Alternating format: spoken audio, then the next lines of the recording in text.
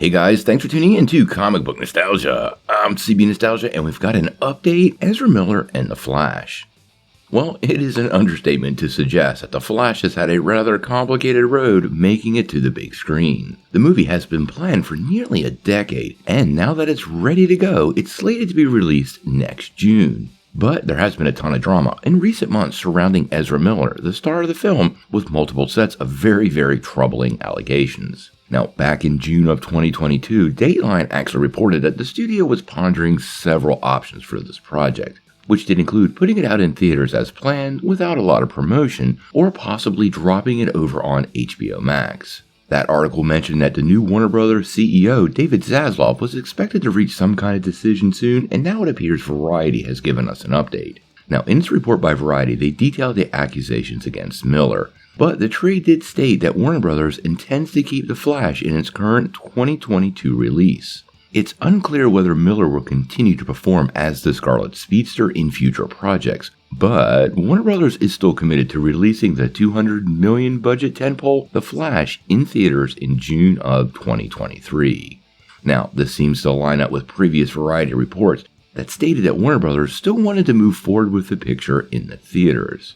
Now, as many of you know, over the past couple of months, there have been a ton of speculations about putting The Flash on HBO or actually having a new actor take up the role and reshooting large parts of the movie. But this appears to be not possible options for Warner Bros.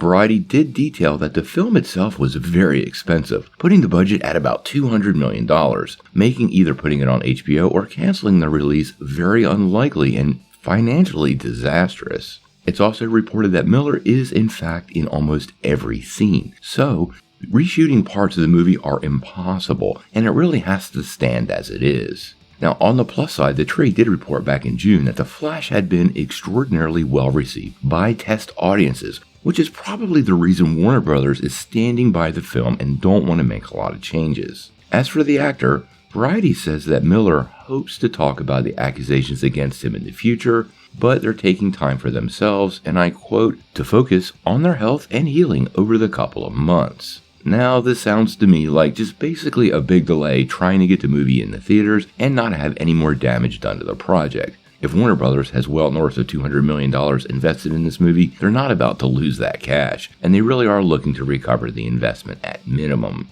Now, I do find the whole thing sort of weird. I really don't understand how some other actors completely lost roles in projects where, after all of these accusations and even court cases, Miller seems pretty firm keeping the role of the Flash. I honestly think this is probably due to that $200 million investment. And once the movie drops, then Warner Bros. Will talk about changes that are going to be made. I actually don't believe Miller will show up as Barry Allen ever again after this movie. And if I'm making a guess, they will indeed reshoot that final scene to give them a chance to change the actor.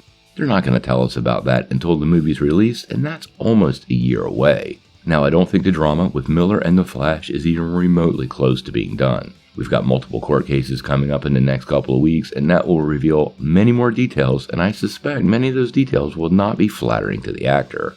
Obviously, we're going to keep on covering The Flash and Ezra Miller's ongoing drama pretty closely here. So if you want to keep up with it, make sure you hit the like and subscribe button and ring the bell so you don't miss any of the stories. But until we know more, what do you guys think? Do you think Warner Bros. Is standing by this project due to the cost and reception they've gotten so far? And do you believe Warner Bros. Keeping Miller in the role is inconsistent with how studios have handled other troubled actors? Tell me what you think in the comments below. If you like this video, make sure you hit like, click subscribe, and if you don't ring that bell, you won't get any updates. Peace.